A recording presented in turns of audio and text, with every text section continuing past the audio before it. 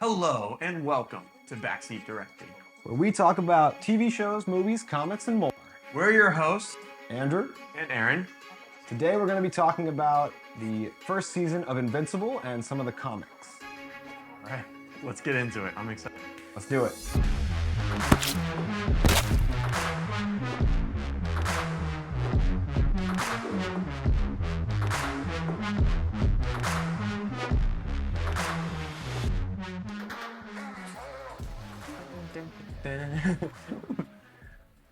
All right, so we are going to be talking about Invincible. Just for the structure of the episode, we're going to start out with just going over the show in general before we get into spoiler territory for the show. Then afterwards, we'll go into the comics, which can be considered spoiler territory even for those who have already seen the show. So just keep that in mind moving forward. I don't want to ruin the show or the comics for anybody. Yeah, so the first half of the episode, we're going to try to keep just to the season of the show and kind of compare it to the comics without spoiling anything. But then we'll kind of go into where we think the season is heading based off of the 144 issues of Invincible in the comics. So, Andrew, let's kick it off. All right, so I will say that I love Invincible. It is amazing, such a great story. Robert Kirkman is the author of this story, the creator, the designer. He started the comic. What year did the comic debut? 2003. 2003. And this is a great story. I love this. I watched this season one. I loved it so much that I went back and read all the comics. So I'm very excited to talk about it. But just to overview a little bit, Invincible debuted on Amazon Prime in 2021. We are going to talk about the plot here in a little bit, but has an IMDb rating of 8.7 out of 10, so very high. It's a good score. Its rating is TVMA, so it's for mature audiences. And I have a quick summary that I wrote here. Mark Grayson is a half normal human high school kid. His other half comes from his Viltrumite father. That father is Earth's strongest hero, Omni-Man, who is anxiously awaiting his son's powers to manifest. When Mark's powers finally reveal themselves, he will become the hero Invincible, and his world will be opened up to all manner of new adventures, dangers, and mysteries. And that is as much as I can say without yet spoiling some of the aspects of the first season of the show. So I have some facts here about the actors and the budget. Is there anything you want to say about your experience with the comics before we start going into detail? So, I too watched the show per Andrew's request. I didn't think I was gonna. And Yeah, it was more of a debate. I didn't think I was gonna like it that much because at the time I wasn't that into the animated kind of shows as much as I am now. And he was like, just watch it, just try it, blah blah blah. I watched the first episode and then finished the season within a day. There's only 8 episodes, so it's pretty quick watch. Uh, but then I was like, man, that is fantastic, and it actually inspired me to make and write and draw and create my own comic. Uh, because I was like, man, it's so cool that people can just come up with these stories and then make them happen in different forms of media and have other people experience these stories. And I was like, man, that's so cool. I want to do that. But before I do that, I should probably read a comic book first if I'm gonna try to make one. well, this is where we both fell in love with comics because I hadn't read too many comics. I read some comics in high school, and I believe you said earlier that you hadn't read any. No, this was my very first comic, and I read all 144 issues, which I know there's not as many words in books, but that's definitely the most words I've ever read. We started reading this and got so sucked into it that I'm very cheap as an individual, and I purchased these three giant compendiums um, and read all three of them, and I could not wait to get to the next one. I was fiending for the next one when I finished the first story. Each one of these has 100, or sorry, has 45 to 50 issues in them. An issue again is anywhere from 20 to 30 pages. Typically a little shorter, like 24 pages is a good standard issue. But kind of going into some facts again, like the Andrew already talked about, Robert Kirkman is the writer. He also wrote Walking Walking Dead, Dead. wrote Outcast. He has a couple other stories. I think one's called Firepower. He has quite a few. He's a Yeah. prolific author. He wrote Marvel Zombies. So the illustrator and co-creator of the story in Invincible is Cory Walker. He was the artist for the first 7 issues of Invincible and helped design all the characters, which I think he did a fantastic job at doing so. He also then came back for issues 127 through 132. And then after that, or in between that, after issue 7, Ryan Ottley took over. We can see a huge change and difference in the art when we switch from Cory Walker to Ryan Ottley. And although Cory Walker is an amazing artist, I think we're both partial to Ryan Ottley. And I think that the second compendium, where he is very heavily getting into his own in the style, is some of my favorite images in comics in general. Yeah, they're fantastic. But the publisher is Image Comics. They publish a lot of other good comic books. Andrew, you got some to list off? I love Image Comics. I mean, Image does a lot of stories that are outside the superhero realm. They kind of break the mold and do some unique stories. So I want to go over a few stories here. Let's see what's coming up. I know they do Spawn. They also have 8 Billion Genies in their repertoire. That's a short story that me and Aaron are reading now. They do East of West. They have a whole cavalcade of interesting, unique stories that kind of break the mold and do things that They traditional. do Radiant Black They do as well. Saga as well, which I love Saga and can't wait to read more Me of too. that. Aaron's been reading Saga for ages, and I'm trying to bully him to. It's a slower read for me. It's really great. If you like comics, it's a good read. So yeah, Image has a lot of great titles, and I'm glad this got picked up by Amazon Prime because Amazon Prime kind of touches on that same thing as Image, where they're willing to break the mold and show us things that other services and platforms and creators shy away from, like some of the more gory or dark concepts that we get to touch on in this story. Yeah. So we talked about when the issues started for the comics, which was 2003. They went on for 15 years, ending in 2018. It's a very long run for a That comic is. book. And That's I'm not like pretty sure Batman. they came out with like an issue a month. So Yeah. that's a lot of consistent storytelling, and something that's very unique about Robert Kirkman's stories in general is the long story format where the whole thing is one continuous story. Like there's a lot of different runs of Batman or uh, the Avengers and all that stuff to where they don't all relate to each other based off of who is the author and the artist and stuff. But for this, it's one cohesive, straight through linear story, which was very appealing to me. Yeah, for Robert Kirkman, in the back of one of these books, you can read an interview with him where he talks about how when they started, they had no idea that it would be this successful, that they would be, he considers himself lucky to have a 15-year run on a character, and they didn't know exactly where it was going to be going. They didn't have the end of the third compendium planned out when they started, basically, which not surprising. It'd be a hard thing to do with how long this story is. You can see, if you're watching on YouTube, you can see the size of the stacks of these massive tomes on the desk.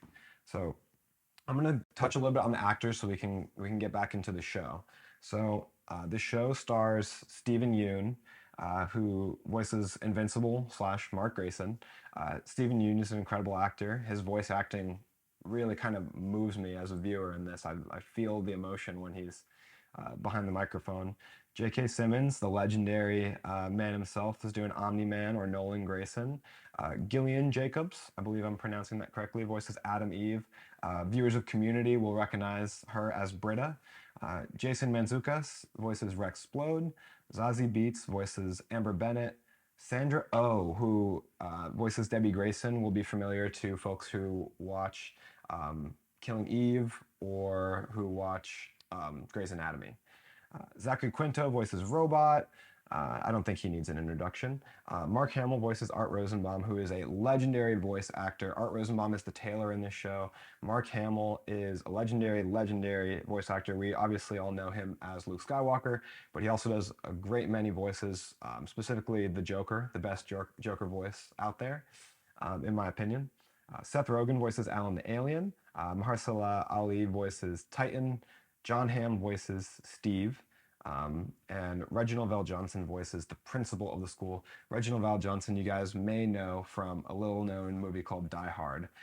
He's Sergeant Al Powell, so that's why I felt like I had to include him in there. Um, what do you think about this? Who are you most impressed with from this cast of incredible voice actors? It's a huge cast. They brought a lot of great people into the show. Yeah, I really enjoy J.K. Simmons in the Omni-Man Noel Grayson role.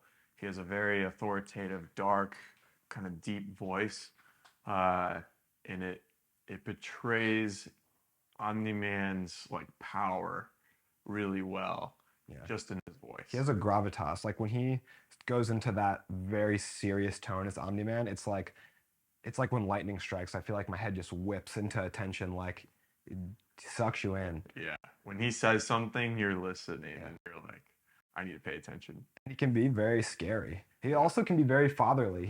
I don't know if a different person could encapsulate it as well, because he can be very, very like fatherly and sound like, oh, like I'm gonna sit on this guy's knee and I'm a little kid again.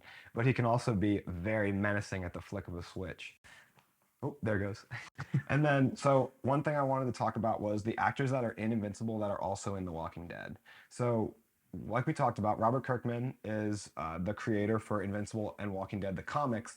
He also plays a large role in producing, kind of writing, and being a creator on the sets of these shows. Um, so we have Stephen Yeun as Mark, and he's Glenn in The Walking Dead. Lauren Cohan is War Woman, and she's also Maggie in The Walking Dead.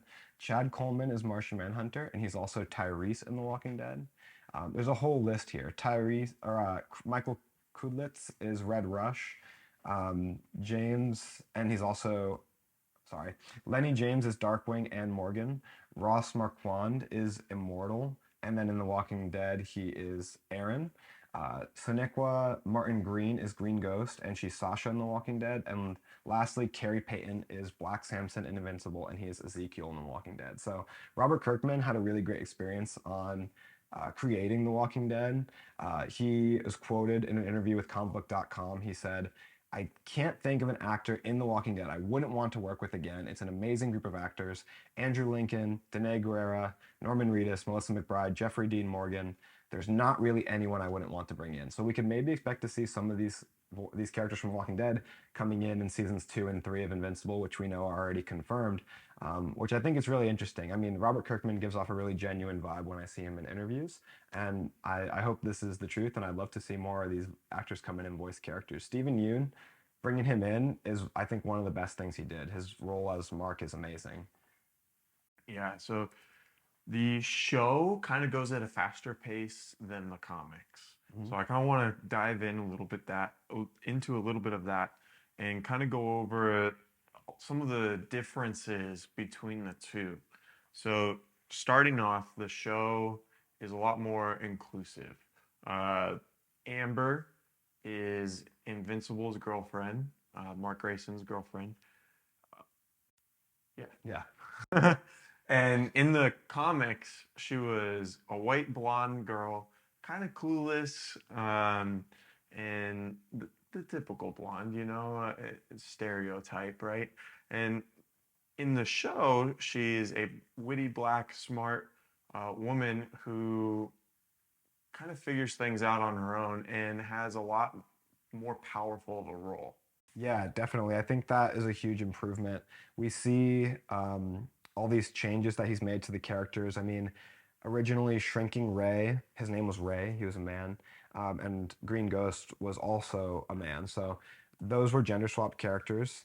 And then Mark and Debbie were both white characters, and whereas Debbie is Asian and Mark is half Asian in the animated series. And I think adding additional cultural diversity to the show is a huge improvement.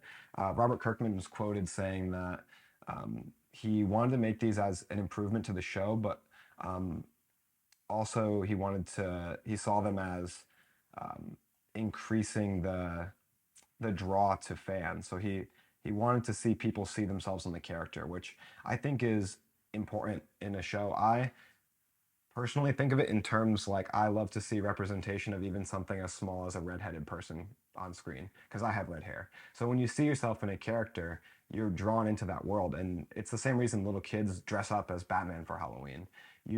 I think this representation is important because you want to see yourself in the character. I mean, Cal Kestis is my favorite Jedi because he's a Jedi with red hair. Something as simple as that. Or I like that Wally West has red hair. It's just that translates onto the screen can mean so much, especially to kids growing up, that we want to see a superhero who looks like you. I mean, wouldn't you agree? Yeah, for sure. Not that a lot of kids are watching Invincible Yeah. though, but they could be reading it, I think. Yeah. It can mean a lot to adults too. Yeah. I mean, just the inclusivity. Because I mean, there's such a plethora of white male characters that exist across all the genres. So it's cool that they changed it and added some representation and added depth to these characters. Because I mean, you have to admit that you can grow as a writer. And I think Robert Kirkman is quoted saying that he wouldn't make it exactly the same as the comics because he likes to think he's a better author now than he was in the early 2000s. So he's improving it in those ways because he sees that he's improved. Why would he write the same story? Give more depth to Debbie, give more depth to Amber, and he has Zazie Beetz and Sandra Oh, which I saw an interview where he said as well that the fact that they have Sandra Oh gives them confidence that they can do so much with the character of Debbie because she takes everything and runs with it. She's such a, a talented individual. Yeah, I enjoyed her role a lot more in the show. She was smarter, Yeah. she wasn't just kind of a background character throughout the first arc, where she does develop later in the comics, but she started out more inquisitive and more as a whole person with their own identity and intelligence. Yeah, she had ideas of what's happening and played an important role into helping Invincible kind of find his way in the beginning in the show. And she like when she's talking to Nolan, she's like, or yeah, she was helping Nolan when he first came to Earth figure out how to be a superhero here in Earth. Yeah, she was his attachment to humanity because it's a very different culture than Viltrumite culture. Yeah. And like there was one part where Debbie and Mark were arguing and she was like, come inside or something like that. And he's like, make me.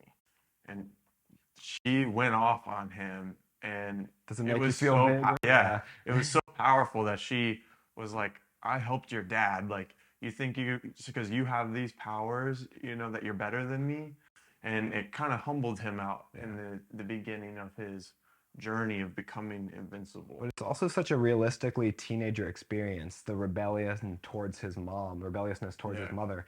And that leads me kind of into one of the big concepts I wanted to talk and ask you about, which is I've read about how Robert Kirkman, when he wrote this story, he distinctly correlates it to there was a certain age in his life where he started to see his parents as real people beyond just being his parents, having a life beyond being his parents. And that's kind of a metaphor in the show that we see where Mark sees his dad as literal Superman, as Omni-Man. He sees him as infallible, as incredibly strong, and as little tykes.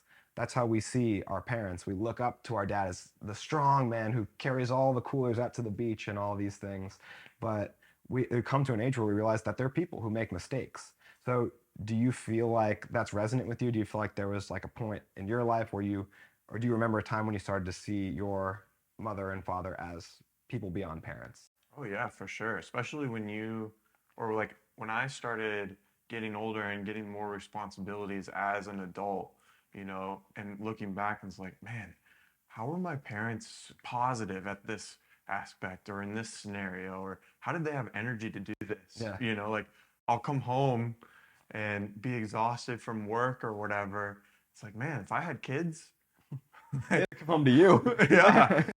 Like, I have a lot more respect and realization now of like what they went through. And now I think Mark was kind of gathering that as he was becoming a superhero. It's like, man, how does my dad handle all of this Because stuff? he's learning to balance being high schooler, having his secret identity, and being Yeah. a superhero. And his dad does that all the time. Yeah. And he's like, man, like he didn't teach me all of this stuff yet of how to handle the loss. Or like when the first person died on Mark's watch, he's like, Dad didn't talk to me about this. Like, how do I handle this? Like he never really saw that aspect of it. He saw like my dad's Superman, that's so cool.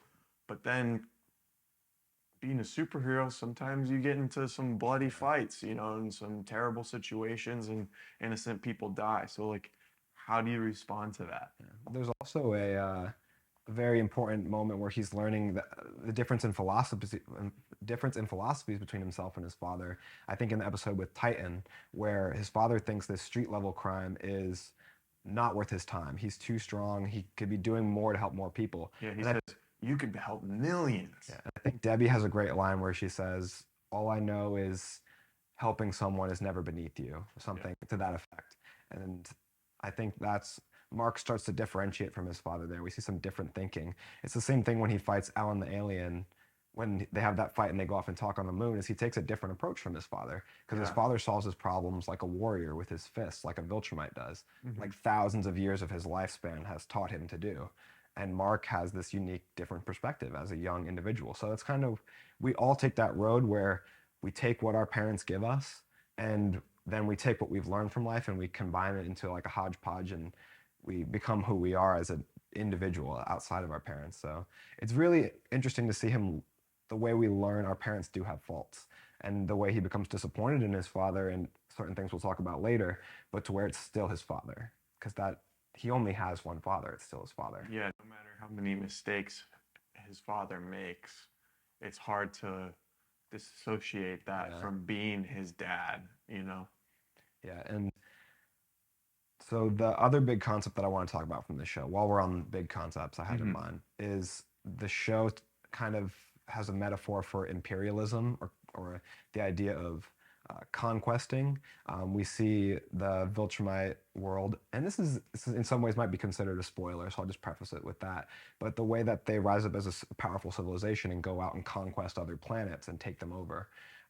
And this can be seen like as a metaphor for the real world and the harmful effects of conquesting through these big, powerful nations that create civilizations like Rome or Britain or there's a few others throughout history, Egypt, who just spread their rule out, and we kind of see the harmful effects of that in the show and kind of the warnings against it in the way that the Viltrumite people are depicted as villainous later on. Hmm. So, if the three of you have been listening this far, go ahead and give us a like, write us 5 stars on all the podcast platforms, and go ahead and share this video or podcast to your friends so more people can listen. Yeah, it really helps us out a lot. Especially rating, sharing, anything you can do is super helpful. We appreciate it all, anyone who listens. So we're gonna get into now kind of more spoiler territory. So just be aware. We're gonna get into spoiling season 1 of the show. We're If gonna you haven't read any of the comics and you don't want any spoilers for the show, go watch some of our other episodes and then come back once you've read the comics. our last episode was on Phase 5 of the MCU. It's great, so that'd be a good time too. So we're going to get into kind of specifics. I mostly want to talk about the first and last episodes of the series, but Aaron, you kind of know what ties in from the comics to the show. What have we seen so far? Yeah, so the show's main story arc of basically following Omni-Man's journey of finding the truth about who he really is, that kind of is covered in 13 issues of the comics. Again, there's 144 issues. So we have a lot of story left. However, the pacing, like we kind of mentioned a little bit earlier, is different. It's a lot faster. So in issue 7 is when we find out that Omni-Man isn't the hero that he is thought to be. And we figure that out at the end of episode 1 of the show, which I think was a great move because what better way to capture your audience than to show that this Superman character is evil, or could be evil. Maybe he's being controlled or something. They left it as a question mark of kind of what's going on. Yeah, one thing that they did on purpose was the entirety of the rest of that first episode doesn't really have any death or even much blood. I remember seeing a little bit of blood on one of the Mauler twins in Mm-hmm. the fight in the opening of the White House, but it's not. You kind of might be wondering the whole time, and Robert Kirkman talks about this too, how you might be wondering why does this show have a warning at the beginning? Why is it rated TVMA? And then you get to the very end and they He said that it was a big gamble, but that he feels like it paid off. It was a gamble, making people wait until the end to see what the show is really going to be about and what the show is really going to be like. But it kind of lulled, they wanted to lull you into a false sense of security. And for me, it worked. That hit me like a truck, that fight scene at the end. Yeah, that's his whole like purpose of the series, even in the comics, is to make it feel like your average Sunday morning cartoon. You know, bright colors, vivid detail, and then boom, the shock of all this gore and violence of it to kind of flip the common script on its head. Yeah, the bright colors and vivid detail kind of brings me to the animation, which, from what I can find online, these numbers don't seem to be specifically delineated by Amazon Prime or these companies, even by Disney from my other figures. But it seems like the best estimation is that it cost them around $10 million per episode to animate this show. From what I can tell, it seems like most of Disney's new Marvel shows are costing them around 20, 25 million, whether it's What If or any of these other shows like Per with Marvel episode, not the season. per episode. So 10 to $15 million more per episode for the Disney show. So they're kind of working on a lean budget comparatively for Invincible, and I think they use it well. Oh yeah, they definitely do. They definitely they take some shortcuts when the story doesn't need more detail in the I animation. specifically recall one part where he's talking to Damien Darkblood in his office, and Omni-Man leaves, and he kind of looks like he's just like a Cut folder on a out. screen, Yeah. and he was dragged across the room. When Invincible's flying, there's quite a bit of times where he looks like a cutout. But then when you go to the fight scenes at the end of episode one, or even especially the one at the season finale of episode eight, like there's none of that really. You know, they really took their time editing those fights to make them more impactful. Um, So let's talk about both those fights. So well, before we go into that, another pacing thing that's different is that the last panel of issue 47 shows up in the very end of the season in Invincible. So the pacing of the story is a lot faster and includes things in. So even though the comic or the show is very truthful to the comics, it's still a new story. yeah. So we may see, like you're saying, we may see Omni-Man flying away from his fight with Invincible in issue 12 or 13 in the comics out of 144 issues, but that doesn't mean that we're going to get whatever that mathematically gives us in seasons because they're telling it in a different order, Yeah. which makes it hard to predict, which is nice. When we've read the comics, we're not just going to see it directly translated. We have some mystery still when we get to watch the Yeah, show. we don't know what's going to happen in season two, Yeah. which makes it very appealing.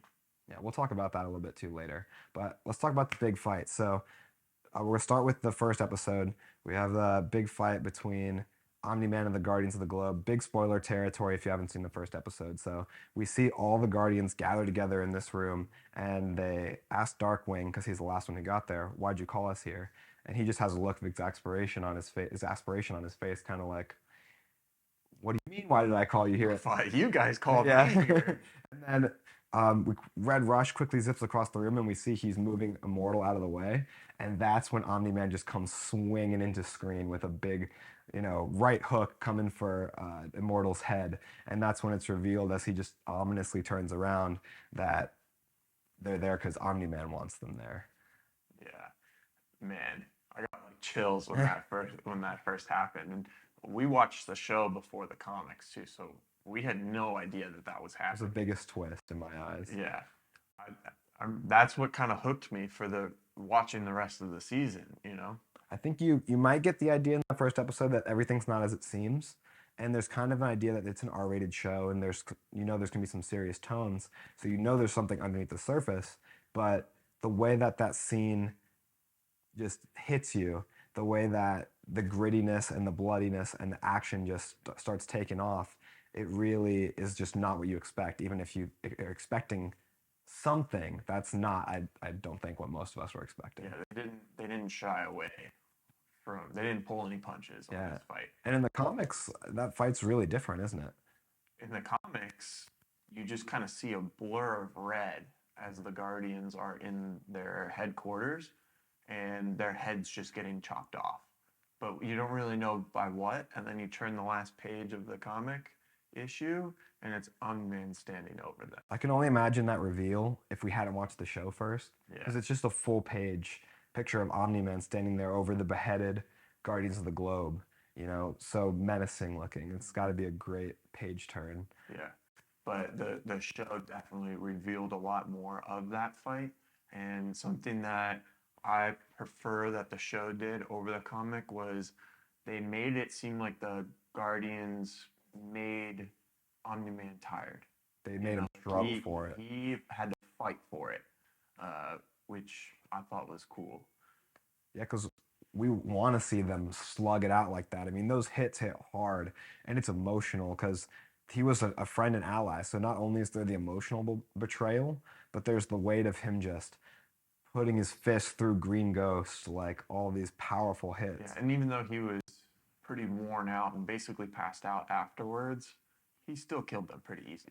So he's right away the you got the strength scale of how strong Omni-Man is compared to all these other heroes.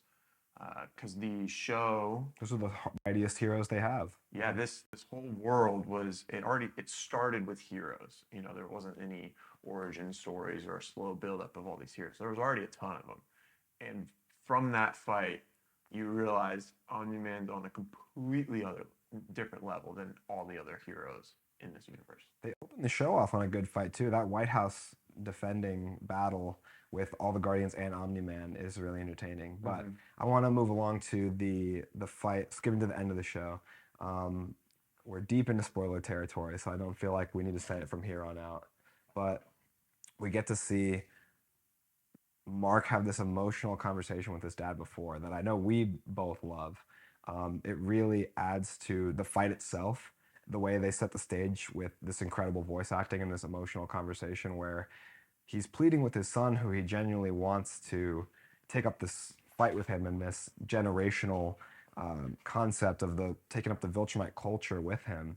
But his son is just too human. So yeah, so Mark grew up knowing who his dad was from an early age and was told stories of Viltrumite, Yeah, false history. but they weren't true. Yeah. Exactly. He was saying that Omni-Man basically told the story that they're there to go out and spread across the galaxy to protect and provide for these lesser colonies, these groups that don't have the technology or the strength that they have, and they're there to help. So that was his purpose on Earth, because they made such an efficient society on Viltrumite that they wanted to spread that to the rest of the galaxy. And turns out that that was not the case, and that they ended up slaughtering themselves on Viltrum to find who the strongest were. And in doing so, they kind of sped up their evolution in a way and narrowed down their population to the ultimate warrior people that were remaining at the top of the peak, so to say. And once they basically conquered themselves, they were hungry for more and sent agents out to go and weaken other planets. And Omni Man volunteered to be a part of that group, and he was sent to Earth. Yeah, so we learned that he was waiting for Mark's powers to manifest for the specific reason that I think emotionally he was kind of on the fence and he felt very at home in this small family he had built. Because we know later in the comics that Viltrumites really do, for whatever reason, fall in love with humans and it kind of changes their way of thinking. But I think when he was waiting for Mark to change into a Viltrumite to kind of make the decision for him, where he now, his vision and his mission become very clear that he says, now I'm going to weaken this earth. And that's why Mark's powers manifest at the end of the first, or in the middle or the end of the first episode. And then at the very end, we see him kill the Guardians of the Globe because he's now made this decision in stone that he's going to start weakening Earth's defenses, starting with their strongest heroes. Yeah, and their quest to conquer all these planets and stuff in the galaxies has spread them thin. You know, the Viltrum numbers have been dropping because their eyes have been bigger than their stomachs. Also, if you read the comics, the Scourge virus is another factor too that thin their numbers out because they have this disease that was deadly to Viltrumites. So they physically spread their numbers out, which kind of makes them weaker as being spread apart. But they also lost a lot of numbers through this disease that we learn more about later in the comic. So that's why it was important that Omni-Man would get Mark on his side. And because part of this whole decision that they're making too is they're looking for planets where they can cultivate their race, where he knows that his genetics are compatible with humans because he's had a child, and he can now see that his child will have the Viltrumite DNA take over, which, as we later in the season, at the end of the season, he says Viltrumite DNA is extremely pure. You're almost entirely Viltrumite at this point. So he's looking for a way to further his race. So seeing Mark manifest his powers lets him know, okay, we can come to this planet, conquer it, and we can grow our population back up from this is one of our bases. So this fight that we're referencing in episode 8, the final of the first season, is when Mark is realizing his dad isn't who he said he was. That's the moment, yeah. That's the biggest moment, I think. I think there's hints, like when his dad punches him in the stomach and he wasn't expecting it and he's rolling on the ground. Why would you do that? Yeah. Just these little hints, maybe in his conversation with him while they play baseball, or his dad's attitude towards the situation with Titan and thinking they're meant for more and having these grandiose concepts. I think there's hints at it, but this is when, like you said, he realizes who his dad really is, when his dad tells him the true history and his true intentions and calls his mother a pet, says that his mother is like a pet to him more so than a romantic partner. Which, if you think of it in terms of lifespan, it is kind of like a pet. And humans are, they live like relatively the same time as like a dog would live compared to our life. We do truly love our pets, which he may truly love Debbie, but it's a different kind of love. So it's definitely the insult that Debbie and Mark take it as, because it's him saying that he views her as a life form that's beneath her, which I'm not saying that myself, that other life forms are beneath me, but that is the way that I interpret Nolan to be saying it, as a pet is a lesser life form to me. She is a pet to me. Yeah. And then Mark stands his ground to his father's surprise. Yeah, that is incredible. It's one of the reasons I love Mark so much. And I tend to try to look for another character to be my favorite besides the main character. Because I don't know, I don't want to be basic.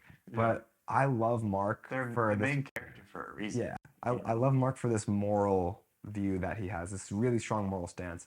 And it's got to be hard to be in that position when it's your father. And he stands his ground to him really well in that fight. It's a very emotional. That's a big theme throughout the comics, is his moral compass and the battle that comes along with that. Yeah, him taking hard stances, and then when his moral compass comes into question for others and himself, is a whole roller coaster arc throughout the comics for sure. Yeah. With the whole Dinosaurus arc. Yeah. If you know who Dinosaurus is, you can look into it on your own time. I hope they do better in the show for that. Yeah, it's interesting. But anyway, going from there, he tells his father, "This is my home. These are my people." And I get chills every time Stephen Yeun delivers those lines. And he says, Omni-Man says, "You're not going to stand in my way. I don't think you know what you're saying." And he says, "I know exactly what I'm saying." And from there, we have an epic battle, which is what we talk about, where we say that they're choosing to use their budget in a good way.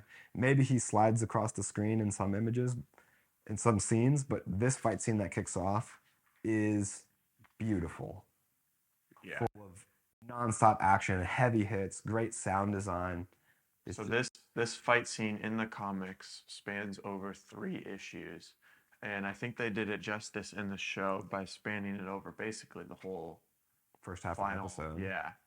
So it was really cool reading this fight and having it go for so long. Like we said, an issue is around 20, 25 pages. So there's 3 of them that this fight was going on. Their conversation itself would have been interesting enough to me, but it definitely keeps you enthralled between the conversation between father and son about conquering Earth and all this heavy physical action of destroying buildings and subway cars and, cracking a mountain in half. Yeah. "I don't care if I live to be 1,000,000 years. This is my home, and I won't let you destroy it." And that's where the show adds in the profanity that we were talking about, because I think the show is trying to take advantage of its TVMA rating. If you're going to do a TVMA rating, you should put the mature content in there. I mean, it's a waste not to. I mean, make it gritty and realistic. If I'm having a heated discussion argument like that, curse words are going to fly too. So I just think it makes it more realistic. In the show and the comics, they show that Invincible is pretty much above all the other heroes strength wise. But then he gets his butt handed to him when he's fighting his dad. Uh, he got punched in the chest while on the ground, and the mountain that he's laying on ends up crumbling as Unman hit Invincible. Talk about child abuse. Crazy Jesus. strength difference between Unman and Invincible in this point of time. Yeah, and we're gonna get to see Mark later on. At least in the comics, we'll see him learn that he can work out his superpowers. It's shown later. Wow, it's shown later that Mark learns that kind of like you can work out running or lifting. He can lift insane amounts of weight, or he can fly really fast in order to decrease his response to it, decrease his fatigue in the future, and become stronger. So he can actually develop his strength the same way a human does by exercising. Yeah, I think it's really cool that heroes or people that are this strong have to work and kind of hone in their craft, because that's something that I can appreciate in my own workouts and training, but then also in my own adventures, being a videographer or trying to create my own comic, like that you have to work at it, you got to practice, you don't just become Omni-Man, Yeah. So I think that training aspect of it is something that I relate to a lot. The end of the show ends with Omni-Man saying, "What are you going to have in a million years? Why are you protecting these people? They're only going to be alive for a fraction of your life. Why not just help me accomplish my mission?" And in that moment, Mark says, "I'll have you, Dad. In a million years, I'll have you." I think the perfect response to his question, because And this is after the whole fight. yeah, they started off with an emotional, angry argument, and they ended on this gentler. He's barely whispering through his lips as he's been beaten to a pulp, and they cut to this emotional flashback in the series where it's kind of Omni-Man learning what it means to be human. Debbie says to him in the show, "He's our son. When he has success, we have success. When he's happy, we're happy," which is something that he's never experienced as a Viltrumite. He's only experienced glory through battle. And realizing that his son loves him that much, that would be enough for him to live for. He would go on to have his father after his mother's passed away and his loved ones and friends have passed away. He says, "I'll still have you, Dad." And I think that that's an emotional turning point for him, because we see him from there just fly away in frustration because he can't kill his son, because again, Omni-Man has this love for his family. He does love Debbie and he does love Mark as much as in these I think he's moments. mad at himself for loving them Yeah. and in a way portraying the Viltrum Empire. I think he's mad at himself for loving them and for not wanting to love them. The part of him that's learned the human culture is mad at himself because he's now beaten his son and his son has lost faith in him. And the part of him that's a Viltrumite is mad at himself for what you said, that why do I have feelings for these weak beings? My son is being weak. I should stomp that out. Because his time on Earth is a fraction of his life. Yeah. But it made this much of an impact to where he can't follow through with his mission and purpose of being on Earth in the first place. So he ends up just leaving. And because he doesn't know what to do. Yeah. And then it takes Mark a few weeks to recover. And then he ends up going back to the moon to meet with Alan the alien. And what goes on then? So they just kind of capped the series off really well in the show by showing us these little cut scenes of the different storylines they've started up.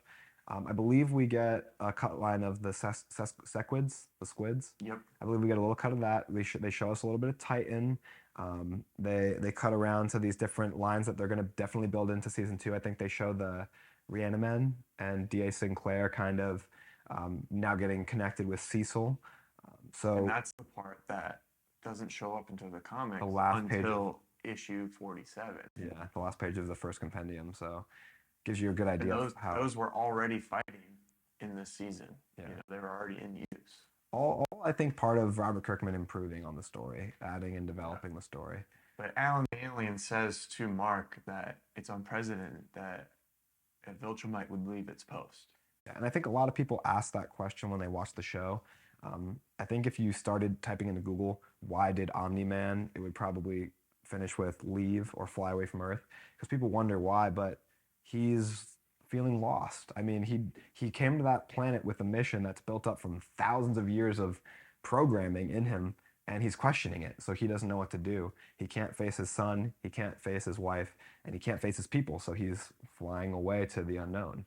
Yeah, wild. I believe in the comics he goes to like the nearest populated planet.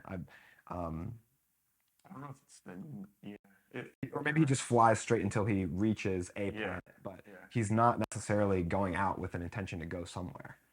We know he goes to Thraxa. That's the name of the planet where the Which, Thraxans live. in that sense, too, shows how much stronger Omni-Man is than Invincible because Invincible needed oxygen just to get to Mars, while Omni-Man is just flying to another galaxy where there's another planet, What do they say in the holding his comics? breath. That I think he says he can hold his breath for a certain amount of weeks, like 2 weeks or 4 weeks. I don't know for sure, but He says much longer than Invincible. yeah. But we have a few things that we could touch on. We could talk about where they're going to go into in season two. Um, What's something that you're hoping shows up in season two? so I definitely know that it's confirmed that we have a cast for Kid Omni Man. So I'm excited to see Kid Omni Man. Um, So then that means we're gonna see Omni-Man and the planet that he landed on. Yeah. So what we'll likely see, and I'm going to spoil some stuff here, is we'll likely see him on Thraxa, and Mark will come to see his father there, where he'll reveal that he's had a child with one of the Thraxans. The Thraxan people age at a much faster rate than humans. So the child's going to age quickly to being a preteen, and then the Viltrumite DNA is going to slow his aging down from there. So we'll quickly get to see this sidekick form, Kid Omni-Man, Mark's little brother, who is going to play a really cool role in the show moving forward. At this part, Omni-Man's kind of changed his outlook on things and is a little more family based. And this is on this planet is where we see two other Viltrumites. Is it two or three? It's either two or I think three. it's three. They come to that planet looking for Omni-Man and Mark, and we see them battle. Yeah, we get to see. We see other Viltrumites for the first time battling Invincible, which Invincible is still kind of learning how to handle the strength and fight as well as these other Viltrumites. So he's kind of, in the comics, kind of running and scared, Yeah. while Omni-Man's trying to hold them at bay. So that'll be super cool to see. A Viltrumite fight between three Viltrumites and our two main character Viltrumites would be very awesome to see. So that wraps up the two biggest fights that we wanted to talk about from episode 1 and episode 8. So now we're going to go into some would you rathers. Yeah, so this is a segment that I think that we could start recurring on the show. I think it could be a lot of fun. So, would you rather in the Invincible world? My question for you, Aaron, is would you rather have Monster Girl's curse or would you rather have Robot's curse of being uh, trapped in this vegetative state where you have to control a robot and live through that? And then Monster Girl, every time she transforms, loses time. She de-ages. Yeah, she gets younger in her human form, but becomes larger and more powerful in her monster form the more she uses her abilities. Yeah. Because she was cursed by a gypsy. But then, on the other side, Robot is a vegetable. He can't experience the world in the same way we do in terms of tasting delicious foods or walking in the rain or Yeah, he's basically a machine. yeah. And I'm assuming if I choose either of them, I would be at the state that they're at, right? So I'd be just as smart as Robot if I'm Robot. Yeah. And just as strong as Monster Girl. Yeah. I think it's tough, but I think I would go with the robot because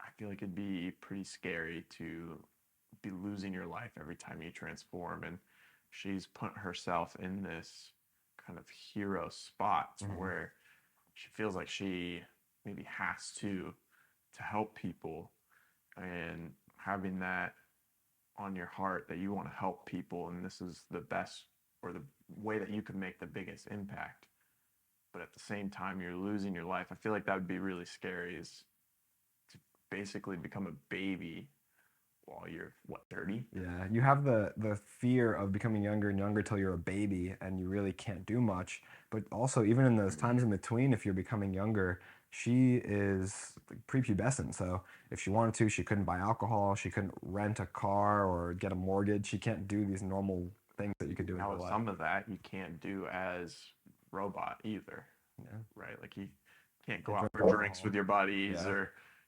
enjoy food or anything like that. But I think I would pick him. Also, I think it's a pretty cool aspect to his ability to control more than one of his robot extensions. um, it doesn't seem like he has unlimited brain power to where he can always control them all. Sometimes he does have to like switch some of his brain over to focus on certain tasks depending on what those tasks are. But I think that would be a bigger benefit opposed to Monster yeah. Girls. Strength. Yeah, if you don't know this Yeah. in the comics, Robot, the character Rudy Robot, he eventually is able to control what seems like thousands of those robots at once and have them performing individualized tasks because his brain is so advanced. So if you have that ability, you can certainly accomplish a lot of things. Yeah. I personally think I would choose Monster Girl because I want to interact with the world and taste foods and go out there and experience life in a way where I can my kind of feet can touch the ground, so to speak.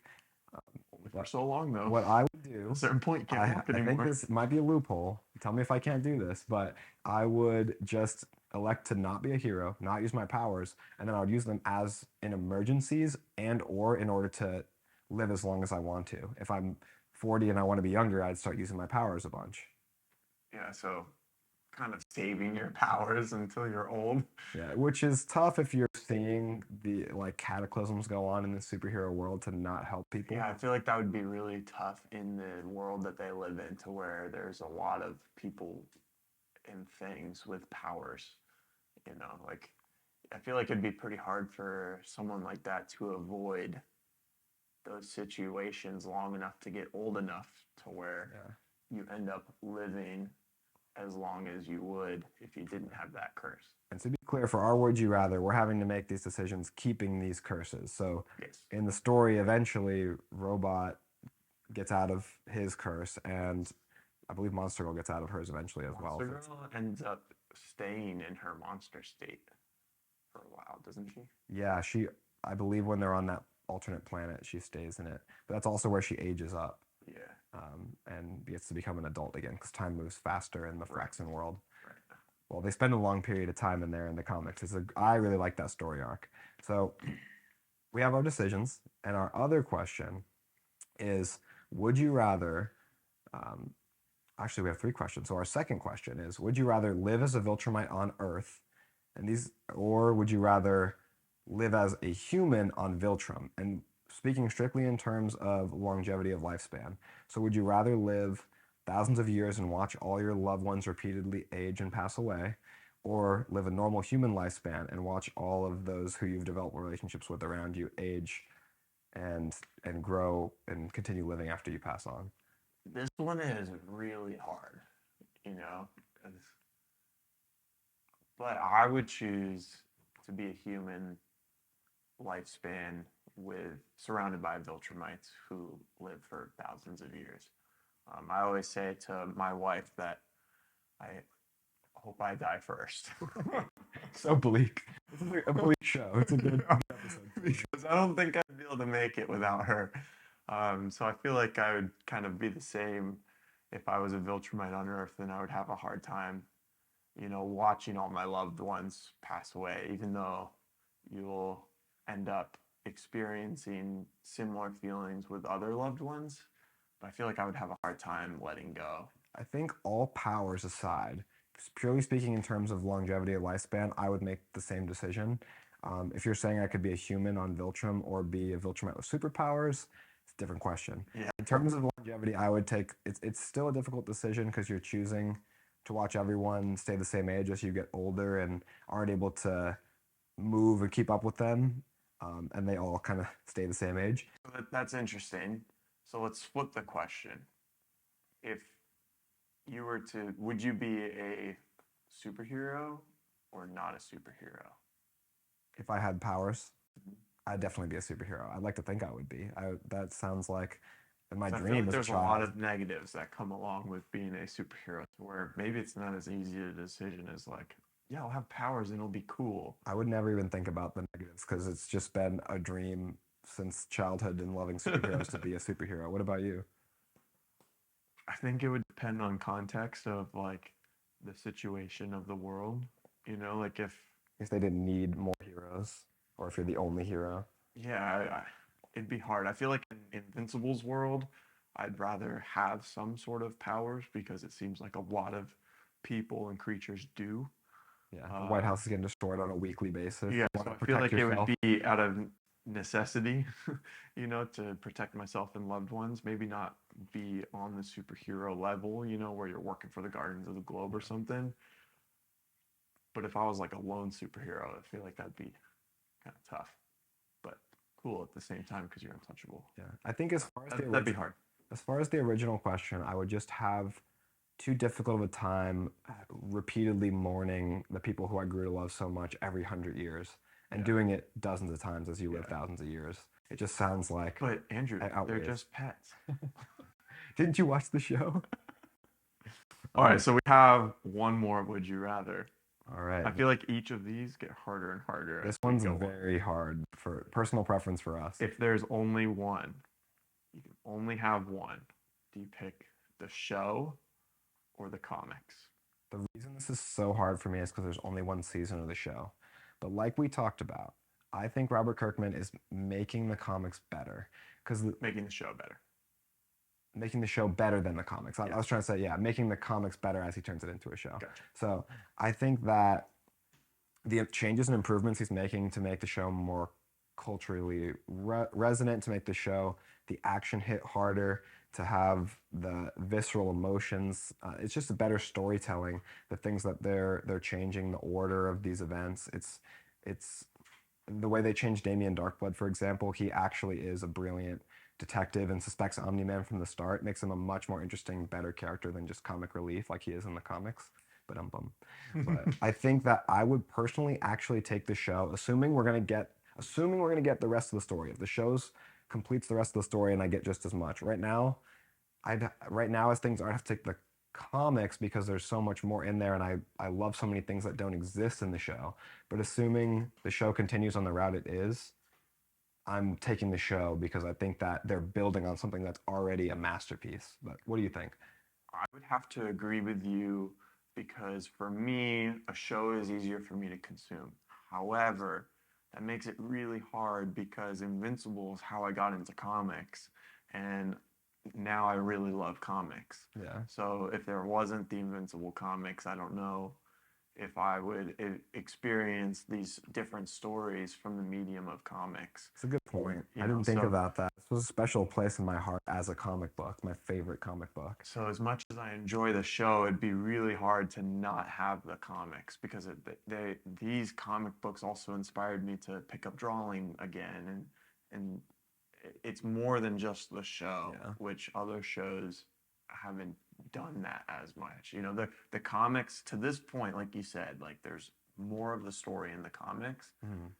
and I read slow. So the Invincible comics took up a large portion of my time. Like I felt like I was with this story for over a year straight, like nonstop being invested in this story. It's like War and Peace 3 times, but Yeah. So, like you said, if I had to pick right now, I'd pick the comics.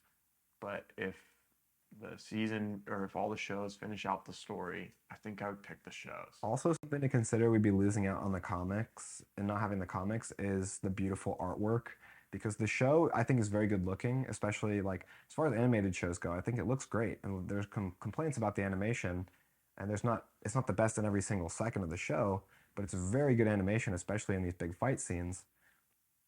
But in the comics, so much detail goes into one single panel, especially throughout the second compendium. We see like these drawings of Mark where it's so detailed. It's like art. I mean, it's all artwork, but it's a masterpiece just sitting amongst a bunch of So I feel like other we kind of beautiful images. answered yes to both. Well, So I'm sticking with the show, I guess, but okay, I think I'm gonna go with the comics.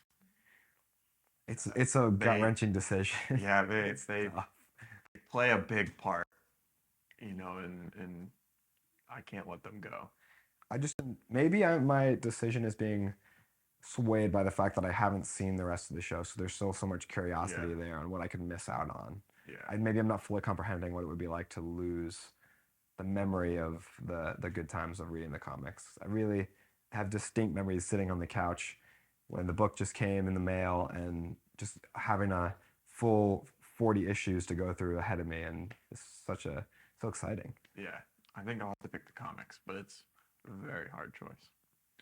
All right. Anything else you want to say about Invincible before we wrap it up? I'll touch on really quickly saying that the music in this show is phenomenal. If you go on Spotify and look up the soundtrack, the music is by John Paisano, and it has a bunch of just bops on there. I have a dozen songs from the Invincible soundtrack on my personal playlist, and they connect me back to the moments in the show, and they're just really great. So that's kind of my quick closing thought because I think that it has noteworthy music. All right, so that wraps up this episode where we go over the Invincible Amazon Prime TV show and the comics. And Just make sure to like, follow, subscribe, give us those 5-star ratings. It helps out a ton. Share with everybody you know, friends and family. We're grateful to anyone who listens, and we're excited to talk about this more. If you want to in the comments, let us know what else you want to hear about. Not in the comics, in the comments. Let us know what you want to hear about, or if you're interested in more Invincible content, because I'd love to talk about potential season 2 or things like that. So have a good day, everyone. peace out.